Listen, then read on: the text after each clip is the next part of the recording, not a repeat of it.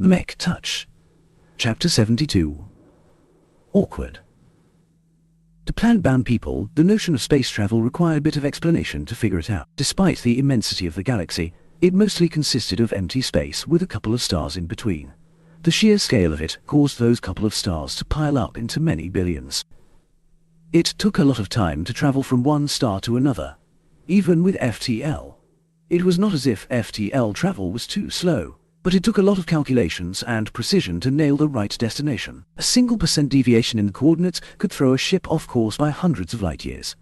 Only through vital port systems could ships speed up their navigation.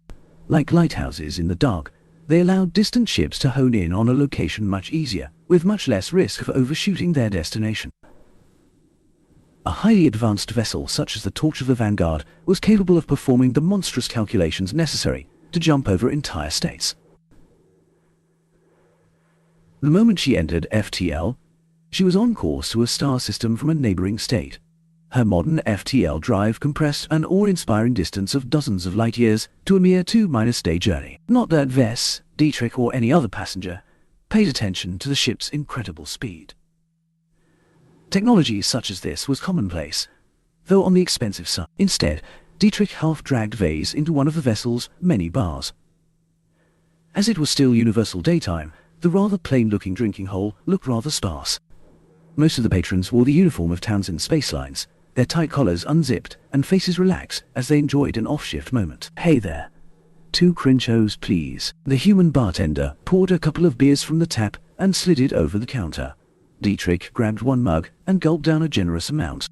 This Crincho is a lot better than the swill in our local joint.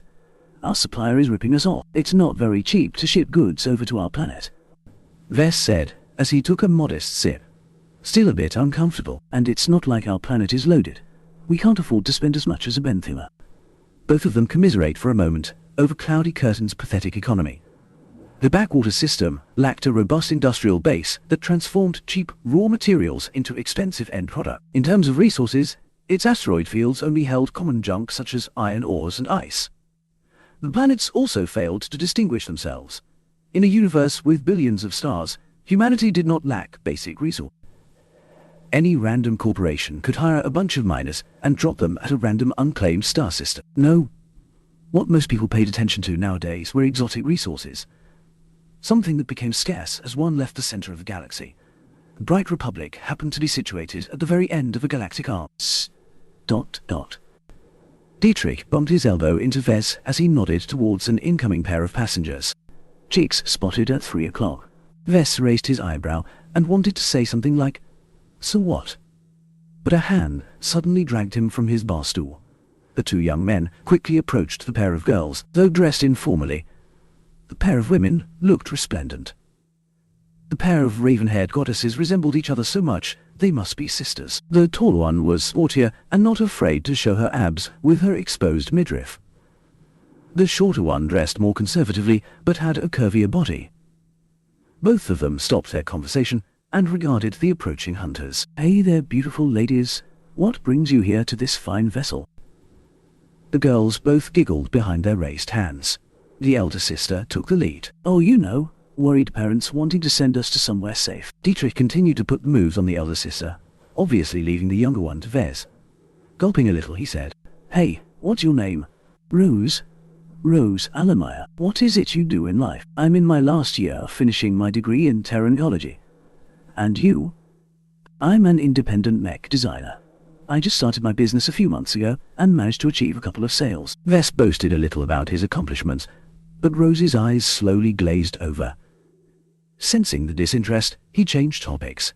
He struggled to catch Rose's interests, but couldn't judge if he succeeded. Meanwhile, Dietrich and the older sister named Piper got along swimmingly. He even put his hand around her hips and drew her closer. He wished he had brought Lucky along instead of letting him laze about back in the cabin. As Vess conducted a halting conversation with the demure Rose, not making a lot of headway into learning more about the girl. "It's been fun, but we gotta go back to our parents," Piper said, as she bumped her comm against Dietrich's wrist, exchanging contacts. "See you around." As the 2 women left, Dietrich stared at Vess while scratching his head. "Man, seeing the 2 of you stumble around makes me embarrassed to say you're my friend. Did you grow up in a cave or something? I spent most of my energy on my career. I couldn't afford to get distracted by girls. The little boss gazed at Vess as if he was an alien. Man, that sounds sad. You should get out more. This is the best time of our lives. Don't wait until you grow wrinkles before you start entering the dating scene. It's far too late by then. He blathered on about the art of picking up girls. The man talked with gusto, attracting a couple of other same-minded men who shouted literal amounts of advice. It turned into a small show, where they all attempted to teach the nerd how to get along with the opposite sex. Vess only half listened to everyone's drunken words, as he focused more on how he should spend his steadily accumulating design points. With the infamy of his model driving his sales, he could afford to round out his foundations. Forget about getting in bed with girls. He'd rather jump into a pool of DPI. Heavens, you're pretty much hopeless. Never mind, Dietrich concluded as he threw down his empty mug. Let's go explore the shops. I'm itching to see what fancy things are available here. There might even be some goods that can only be found in the Friday Coalition. The boulevards lining the main passageways offered high-end products at even higher prices. Every store quoted their prices in Coalition credits, or coals for short. One clothing store charged 50,000 coals for a single men's outfit, while an ice cream store offered deluxe flavors at 1,000 coals per scoop. What's the exchange rate? Vess opened his comm and programmed the device to automatically convert every coal price in his sights. An overlay inside his eyes unobtrusively added the prices in bright credits. He swore a bit at the ridiculous rate. It's almost 100 to 1. Just add 2 zeros to every coal price you see. That meant that men's outfit cost 5 million bright credits. To put it into perspective, Vess could build a quarter of a mech with that much money. These guys are fucking extravagant. It puts the money we paid for passage to shame. I have a feeling this space line never intended to earn a profit from ticket prices in the first place. This is practically a floating city in space. The passengers here are paying to experience life in the Coalition. If the torch of the Vanguard was a microcosm of the Coalition, then that meant their total wealth placed them in the lower middle class in terms of affluence. In other words, they were nobodies. With this much money being spent on luxuries, it's a wonder why those second-rate states haven't cleaned up all the third-rate states in the vicinity. It's not worth it. The money needed to maintain their standard of living is unsustainable when compared to the amount of wealth they are able to generate from our poorer territories. That was the simple explanation. Vess had no doubt other concerns held back these second-rate behemoths. Still, the words he said still rang true. Without sufficient exotic resources, the second-rate states had no reason to expand their territories. It was like annexing a trash heap. It stank and ruined their views. The high prices ruined their mood for window shopping.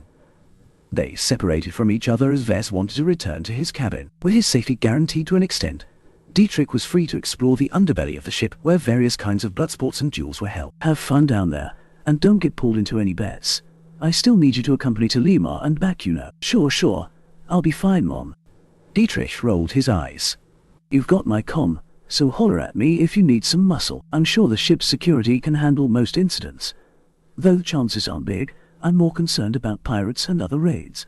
If you haven't noticed, the local star sector seems to be growing more unsettled. Having followed the news, Vess learned the incident in Bentheim was not an isolated event. Various other third-rate states suffered from similar unsettling incidents. One planet had its fuel refinery explode, causing massive damage along with an excruciating loss of life. What Vess found peculiar was that the groups that executed these terror attacks all looked different. The group that struck Bentheim agitated against the corrupt galactic corporations that supposedly puppeted the Bright Republic from the shadows. As for another terror group in another state, they fought for the rights of exploited miners. If anyone believes these guys are not related to each other, then I'll eat my comm. He stopped wasting time on catching up with the news and turned to the MTA instead. As an organization that dealt with all things mechs, it offered plenty of services to mech designers. Vess had already dealt with certification. Now, he planned to access their open library. It's already generous for Director Chandler to give me a couple of books for free. He taught me there's still much to learn about the universe from books. Naturally, knowledge taught by an able teacher could not replace rote memorization. The books available in the open library also had its limits. As Vess logged in the MTA's virtual library section, he had access to many books. However, he already saw that most focused on the fundamentals and core knowledge. Cutting-edge proprietary knowledge was wholly absent from the library. Luckily, I don't have to rely on others to develop my specializations. The basics are good enough for me. Referencing the library will also create a paper trail for me to explain my sudden improvements in mechanics and other skills. As he recently improved his mechanics skill to journeyman, he wanted to stabilize his newly achieved realm by reading supplementary books. He filtered out most books concerning other topics and only limited himself to the best-selling primers at journeyman level. Artificial Musculature, How to Go Faster, by Master Ricardo Takanata. Price, $153,623. Bright Credits, The Forces Propelling Bipedal Mechs. A Balanced Approach, by Master Rare Ulmer and Master F.M. Smith. Price, $346,535 bright credits. The Journeyman's Guide to Mech Engines 74th edition by Master Elia James, Master Alice Coventry and Master Christopher Lynn. Price, $86,232 bright credits. Viz practically bled out his heart when he spent his precious credits on those books. Most of the masters who authored or edited those books were renowned mech designers, sitting at the top of the mech industry. The 3 books Vess selected formed the core of journeyman-level mechanics, and even with his system-enhanced memories, he could still learn a lot from those books.